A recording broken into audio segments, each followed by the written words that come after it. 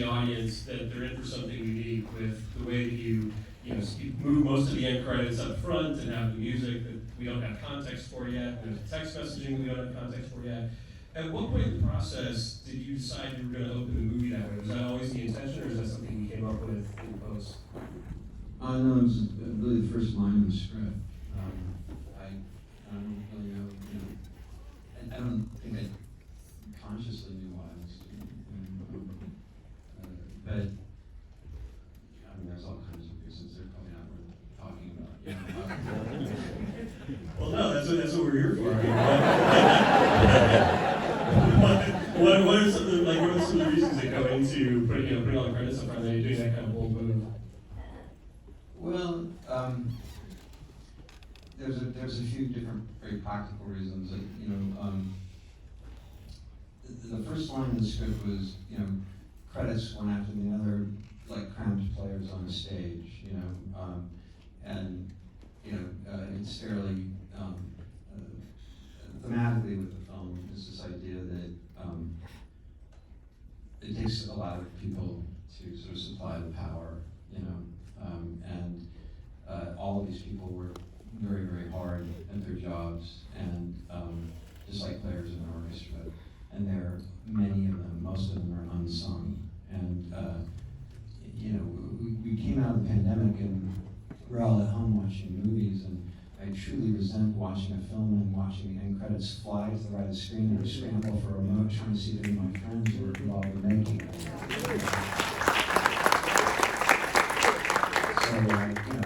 So there was that. There was also, the very practical consideration of, much is made in the interview with Adam Gopnik about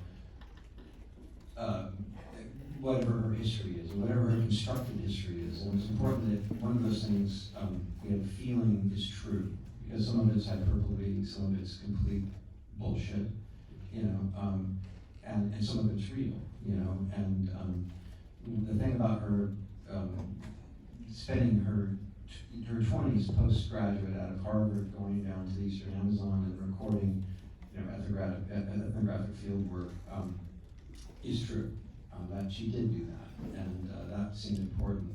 And since there's so much spoken about it, and little sort of totems of that come up through the film, it was important to hear that Icaro.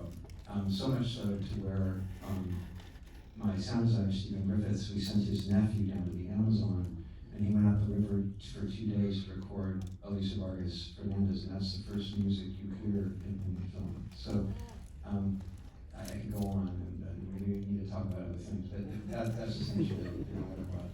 Well, you mentioning sound design, brings up the fact that, one of the things I love about your movies, I feel like you're one of those directors who pays as much attention to sound as image. Like, I'm thinking about things like, Little Children, which I don't spoil anything because people might be coming back to watch that tonight, but, the sequence in Little Children, there's a sequence at the pool where a lot of the tension comes from the sound mix and the way you kind of bring in and out the different crowd noise, and the sense of menace kind of is very much played through the sound. And I'm curious for you what your kind of overall, I guess for lack of a better word, philosophy is about how you sound design movies. I like an amateur, I know. I mean,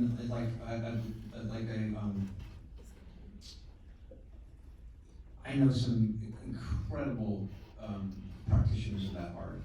And I was very lucky as a young person when I was a fellow at the American Film Institute to have people in this industry open their doors and do me favors and never make it feel like they were doing me favors. One of whom was John Resch. I don't know if any of you guys know John Resch, but John Resch is one of the great Foley artists of all time. He went to AFI. He worked at Warner's for many years. Now he's up at George Lucas up in Northern California. But John had worked on my thesis film, and he worked on all my other films. Well, on this film, we were in a bubble, and we were out in the middle of Scotland in a 15th century nunnery, Monica Willie and I, and our team, and so we had a lot of time, and so I would, John, one of the things that he made me do in film school was he said, I'll help you out, but you need to learn how to do this. So he would bring me to the Foley pits, he would make me shoot sound. And it was such an incredible satisfaction in having an attachment to every sound that's in your film, and I never really wanted to give that up. So I kept working the same way, and on this, Mona and I shot most of the sound in Scotland, a great deal of the sound, and we would send it back to Stephen and back and forth, but obviously, for all kinds of reasons, mainly that this main character is attenuated, highly attenuated to sound. She has misophonia and kinophonia, which is why she's bothered by motions and repetitive things, So it was a lot of intent behind every single sound in the film. There's no room tone, there's no pushing air through the speakers or anything. Every single thing. And also Roland Winky, our production sound designer, as Deborah Dare, our recording mixer, would tell you, just did the most exquisite job in terms of production sound, with deck of trees and 60 microphones everywhere. It's a very, very complex mix. Well, yeah, I mean, that intention behind every sound you're mentioning, that's something that's very clear, and it's another thing I like about you as directors. I feel like all of your compositions and the way you cut together your scenes, it's all very precise, and there's always a reason behind it. Like, you don't really do the thing that a lot of directors do, where you kind of conventionally cover a scene. I mean, there are a lot of scenes in this movie, like I'm thinking about a scene where she sort of gives Sebastian's walking papers, and you don't really cut, it's just kind of all from this one angle. And I'm curious with scenes like that, or scene with the board is talking to her about her becoming toxic, where you don't cut to kind of conventional coverage. Is that the part of the game plan and the intention from the beginning, or do you shoot the coverage and then decide not to use it in editing? No, I don't really shoot much coverage. I like to rehearse a lot, and most of that rehearsal, with actors of this caliber, that rehearsal is really about talking. You talk a lot. And then I typically start the day, unless it's something very involved, like the Juilliard scene where we went in and Cate and I rehearsed for a couple of days together, full rehearsal, mostly we start, the first part of the day, the crew's just having coffee for an hour and a half, and you're working it out, and then you say, okay, all right, where should the camera be? For instance, that scene, the Sebastian scene, that's Alan Corduner. He's one of my favorite actors. He worked with Mike Lee in Topsy-Turvy. You may remember him from Blanchett Broadband. Great stage actor, dear friend. And you watch that scene and you keep thinking, okay, what should I do? Should I cover it? Should I see his eyes? Should I see how nervous he is? But really, it's a fairly, we have basically 4 points of view in the film. Most of them are objective, loosely speaking, whatever that means. But mainly, where would it be the most uncomfortable place to watch that scene? And that would be if you were standing on the other end of that room going, oh shit, don't do it, don't do that, right? And so it was clear after watching them rehearse, like, okay, that's where the camera has to be. So there's a little mood at the beginning, but mostly it's just observed. It's a fact, that's it. So it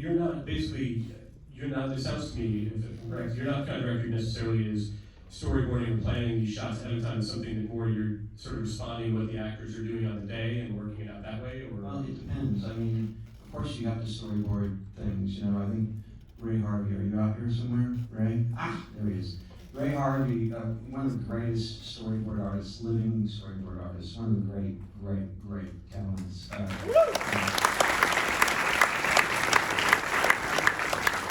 And Ray has worked with everybody. He's never available. It's really annoying.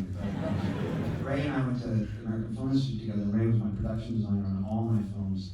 I offered him to do my first film, and he turned me down. So but we're old friends, and so I was very lucky. Certain things had to be worked out before I even went to Berlin. A couple of sequences, and Ray and I worked those out together.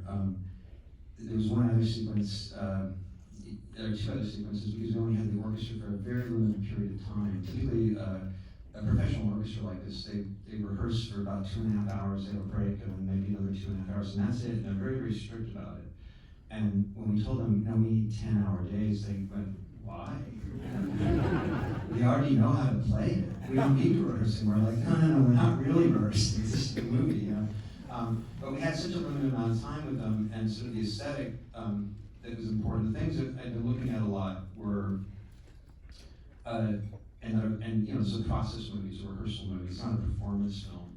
And when you look at rehearsals of conductors and orchestras, typically, unless it's von Karajan, who was a master of staging his own mythology, but most of them, you have a single or maybe two cameras if you're lucky. Maybe there's a boom up on stage with the orchestra, one back in the rear of the house, and that's what you're watching. If you watch it at all, there's not a lot of material available of watching conductors rehearse. It's like secret stuff. But the footage that there is absolutely intoxicating. Like it is to watch anybody make something. Like I don't know, did you see this Beatles documentary that Hugh Jackson did recently? Yeah. I mean, it's like I could watch it for 100,000 hours. It's just so great, just watching how people kind of how they get there. And so it was really important that we not make it cinematic. You know, it needed to feel like if we had a documentary crew. But easier said than done because we had very, very few days, and we had to accomplish things. And the camera had to be in certain places at certain times. So, like the very first day, we had to do 95 camera setups. I've never done 95 camera setups in my life, and that took a tremendous amount of planning and obviously storyboards that Ray wasn't available for. Well, what about something like that scene where Lydia is driving recklessly? Like that's such a great nerve-jangling scene. And I was watching it, I was trying to figure out, like how much control you actually had, because it looks very, it's very convincing that you. Oh, it is convincing. It's real. It's absolutely real. I mean, Cate told me in the very beginning, she said, I like to drive really fast. I said, yeah, okay. She said, and I'm really good. And I said, okay. So I took her out on this racetrack out in Bavaria, like an hour and a half outside Berlin. And what I did was we created, that intersection is the most famous intersection in Berlin, that's Alexanderplatz, right? There's 6 roads that feed that roundabout. And very, very dangerous, because even if you walk it down, anyone who spent time in Berlin will tell you that cyclists they rule. And if you get too close to them or you tell them to stop, they'll hit you with a chain. So to do a lockup with your ADs is nearly impossible. It's horrifying. So we only had 2 hours to shoot that, and to prepare for that, we had 25 stunt drivers. Like what you see out the window past Nina Haas is a couple of cars, but truthfully, Cate's weaving in and out of many, many, many cars. So we had to go out into a racetrack on our day off. And practice that for hours and hours and hours. And then, it's a single take. I mean, but we just got it, barely before they opened the road back up. Yeah, you mentioned the Juilliard scene, and I guess the highest compliment I can pay you is the first time I saw the movie, I didn't even notice that it was an unbroken 10-minute or whatever it is take. I didn't notice until after I saw the movie and started reading about it. And I'm curious, like, in terms of just how you conceptualize and execute something like that. First of all, what do you feel shooting a scene in that way? What does it give the actors, and what does it give the audience? Why did you choose to approach it that way? Well, it was a real puzzle. It was the first scene I wrote, and I've been asking myself, what's important in the scene? And for me, there's a few things going on there that may not be apparent at first glance. In terms of what's happening with this character, because the movie's ahead of us a little bit, and she has writer's block. She's trying to compose exactly what it is that she's criticizing by another female composer who is younger and by her own account is hot, right? So everybody has their reasons, I mean, yes, she's making some points that maybe some people would agree with, but why is she making those points, and in what manner is she making those points? So she's going through a lot of different colors there, and Florian and I talked about this, okay, we're gonna have like 35, 36 camera setups, and we've been talking about that because I had the location very early on, this is before Cate ever arrived, and it just kept bothering me. And finally, we were out scouting, and I said, we have to do it in one. We need to do those 36 setups. It has to be in one. She has to drive the editorial.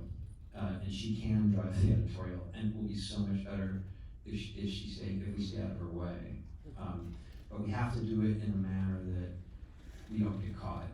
You know, like you should hopefully, if you're involved with the scene enough, at the end you might think, wait, did they cut the camera or not? But not know for certain. It's not like I admire these big bravuro wonders, but that wasn't the point. The point was to let the character have control over the tempo, over time. She's going to lose control of time later, right? So, okay, well, that was really easier said than done, which is we couldn't get a crane in there. We couldn't bring the wires in there. You can't do that with a Steadicam.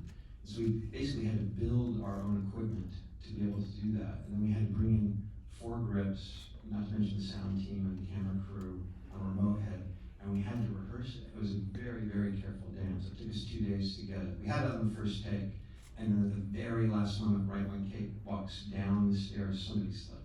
And we chased it for 2 days. But I mean, it was really mainly just so the character had a tremendous amount of agency, and also that she was in control, seemingly in control, even though she was very much not in control. Well, what you're saying there kind of speaks to, obviously, one of the great strengths of the movie, which is Cate Blanchett's performance is incredible, and the movie's focused on this incredible character.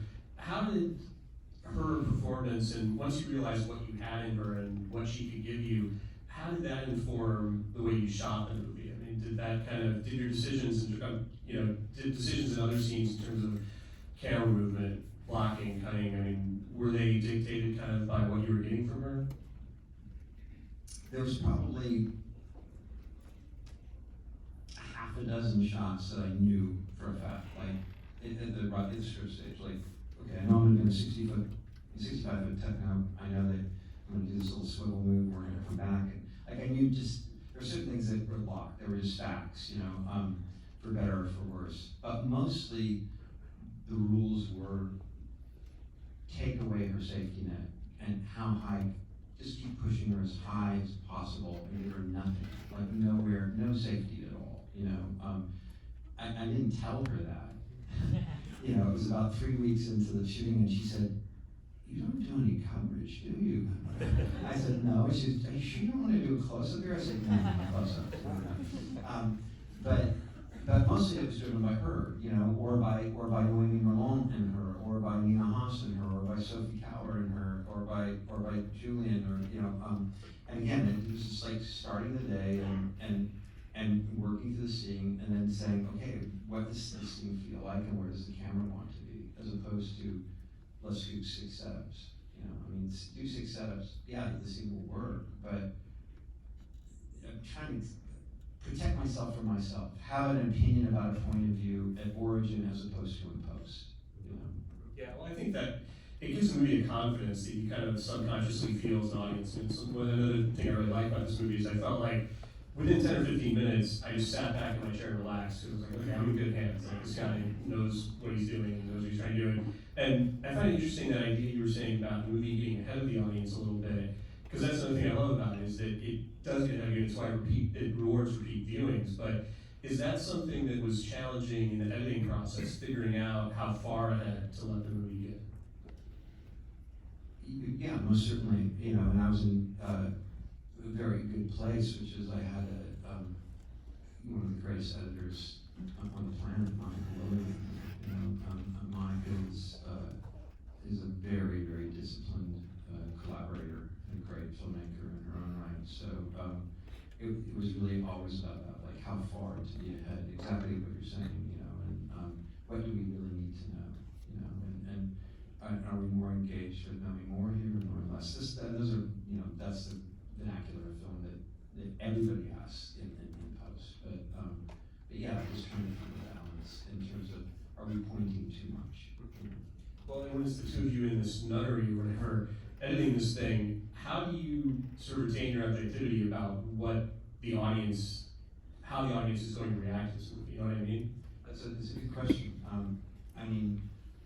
Again, like Mona's from Vienna and I'm from here, so we drive on the right side of the road. So we had no car, and so we, we had the North Sea, we had sheep being born, and we had some birds, and it's like, those are only concerns in terms of going outside and shooting sound, but Mona would run 5 miles every morning, and I'd walk 4.5 miles every morning, then we'd come back and sit and have coffee and say, okay, let's go through the work, and inevitably we'd run the film down, and at the end of it, he would say, how did you feel about it today? And those answers would change a lot. And then we'd say, okay, why? And it's really about trying to figure out what is, if you put it in architectural terms, the building is don't get caught leaning one way or the other. Trying to find a place where, at a certain point, you say, okay, I'm feeling differently today, not because we've changed the cut, I'm feeling differently today because I had a bad night, or I'm feeling differently today because it's raining outside and I was thinking of going for a run. Trying to figure out why you were engaging with the film in a different manner as opposed to it being an editorial thing. So, just to be certain that there was access points for anyone, that anyone could bring anything that they wanted to complete the film for themselves, as opposed to us. I think we have time for a few audience questions. There's one right here. I'll repeat the questions that people in the back can hear.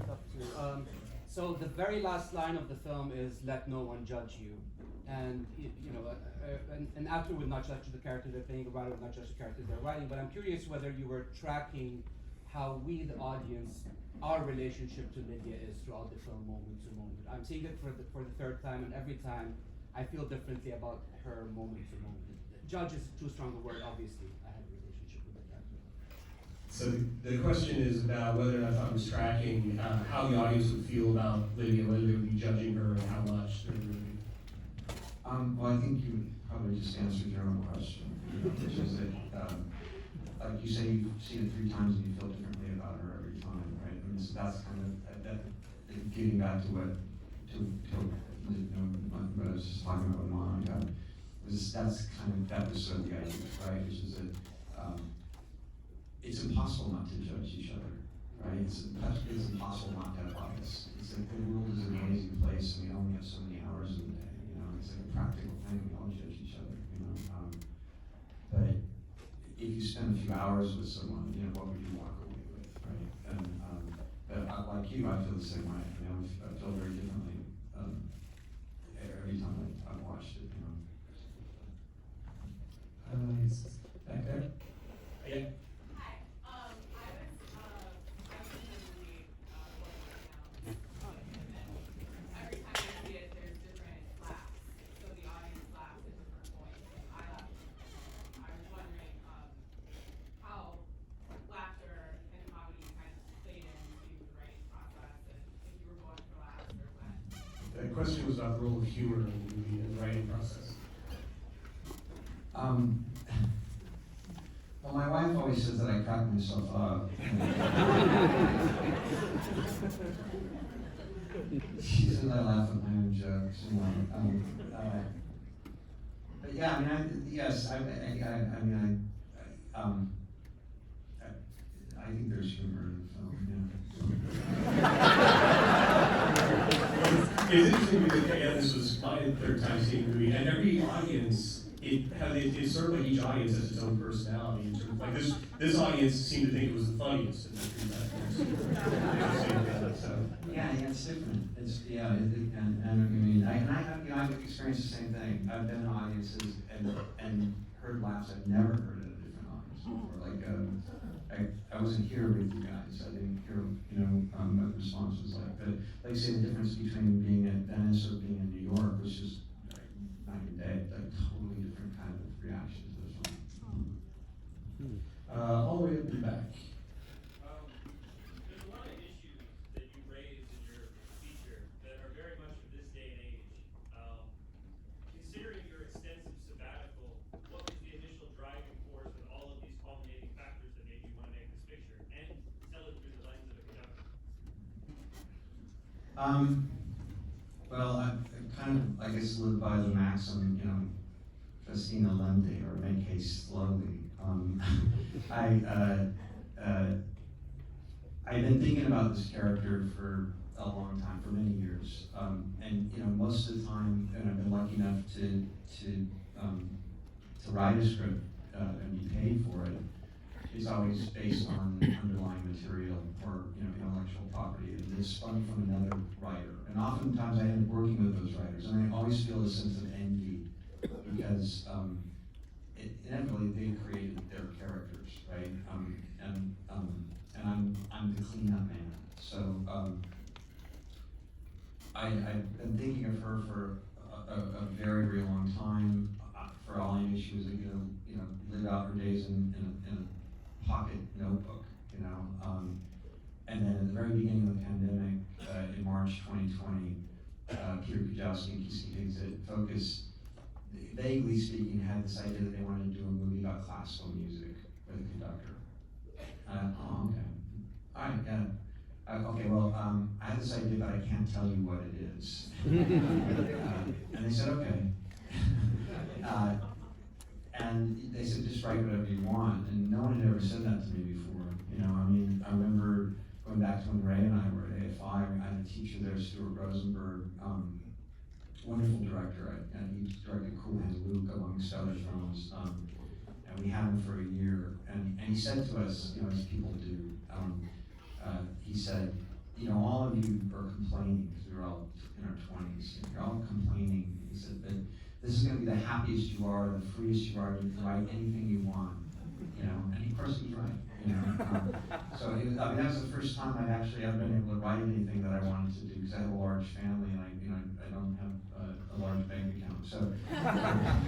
So to be able to take this character and put her in there was a perfect situation, because I wanted to be able to examine power. How does power work? Doesn't matter who holds the ring. Inevitably they become Gollum.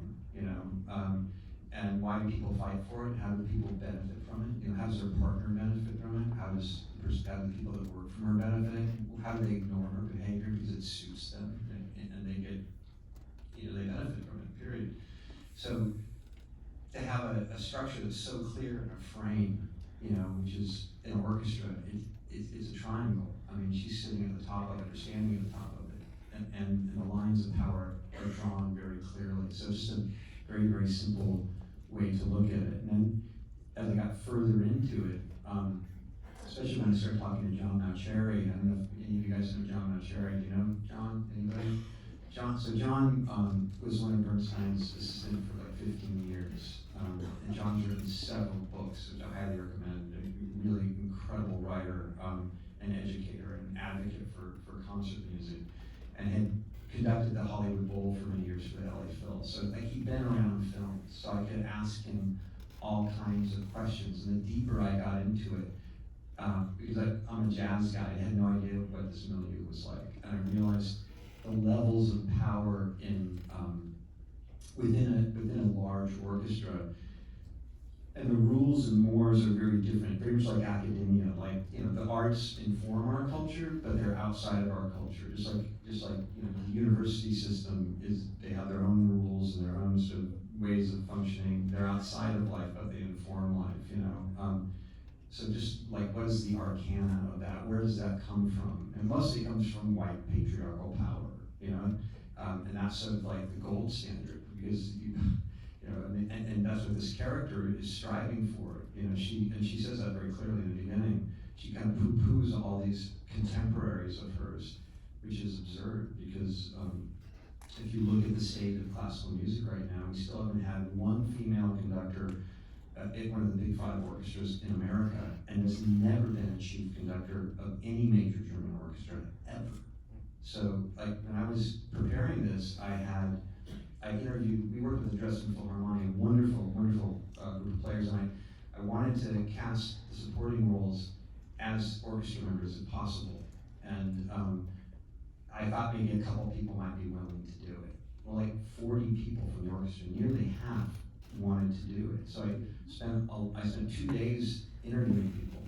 And all of the female players, I would ask them, the first thing I would say, do you think it was different for you than your male counterparts? And they would just laugh in my face. Of course it was different. You know, I had a violist tell me, I'll just give you one example, she said. And she was maybe 35, 40 years old. She said, my last job was with Munich. I was the first female violist in their 450-year history. That's today. Wow. So, I mean, that way, this is very much a fairy tale. You know, you mentioned that focus sort of said, you know, go write what you want, and how liberating that was. But is there also sort of, do you have any, I guess, like neurotic crises of confidence when you're writing an original with that kind of freedom? Because, you know, if you're adapting in the bedroom or little children, you always have your kind of initial reaction to the book to go on. Like, you know that those are great stories. Is there any way harder writing an original with that kind of freedom? I don't know, I'm about to find out, because I'm starting another original script now. And I'm sort of kind of feeling, I'm kind of asking myself that question. But no, in this case, it was very, very easy. Like I said, I really envied all my fiction friends. Like, I envied John Franzen, I envied Tom Perrotta, I envied Andre Dubus III, I envied all these people that I worked with who could sit down and world build, you know? It's just an incredible feeling to be able to do that. But also, again, it was the beginning of the lockdown, and it seemed kind of like short order. Like, here I was, like, somebody's crazy enough to write me a check to write something. I didn't even think there was going to be movie theaters on the other side, you know? I mean, we were all wearing hazmat stuff. You guys remember what it was like. You had to go out and try to send one family member out and buy 3.5 weeks worth of groceries so you wouldn't have to expose yourself. And I mean, I was sitting there writing the film. I mean, I was like, okay, you know, who cares if anybody really reads this? You know, so I mean, I felt like and it was a great place to escape to. You know, I never thought that Focus would ever make it. I mean, I told them when I handed it in, I said, you're not going to like it, and you're not going to want to make it, and just so you know, that's okay, I'll write something else for you. And then they said they wanted to make it. I thought, you know, they're nuts.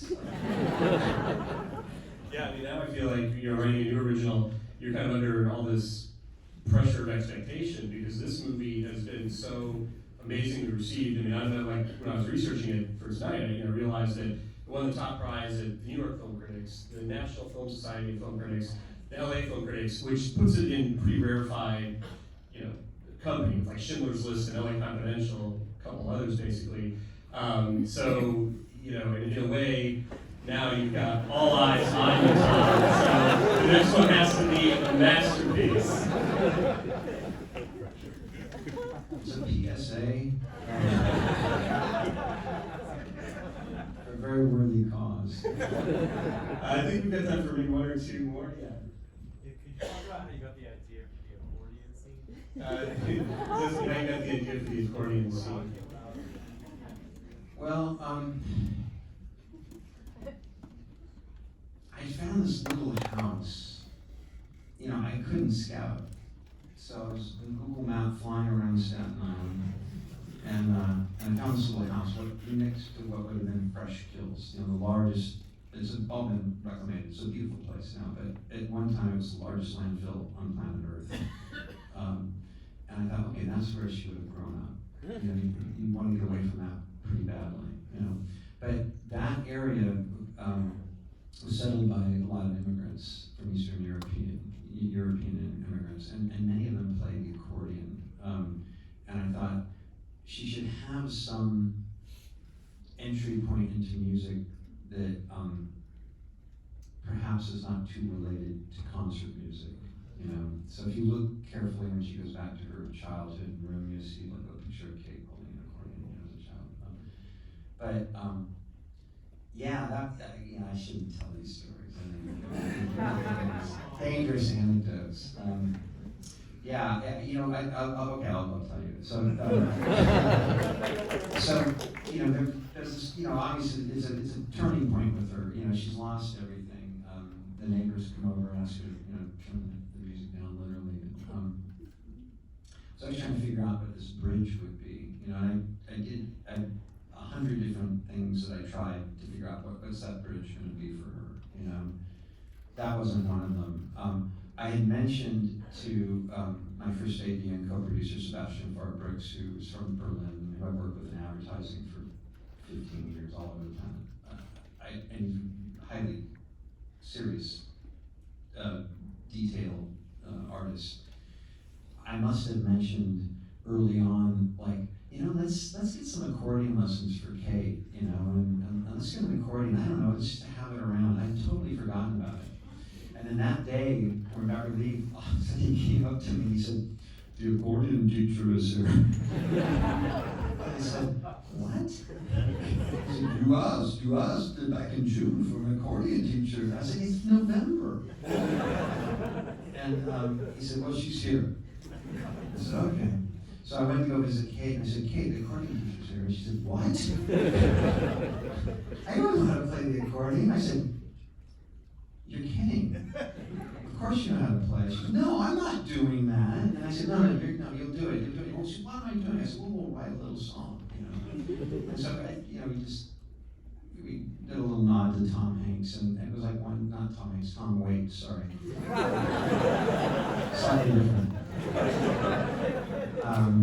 And we did one take, and that was it. And of course, that turned out to be exactly what was required. We'd gone to a lot of other links and a lot of other methods, and the moment I got to post, we said, "Well, that's it." It's just the same thing. All right, I'm gonna try to squeeze in one more, and we got, that guy. When you were writing the script, did you always know it would be Cate Blanchett as Lydia, or what were you thinking? Did you always know it was gonna be Cate Blanchett? Yeah, I always knew it would be Cate. I didn't. I've never written for an actor before.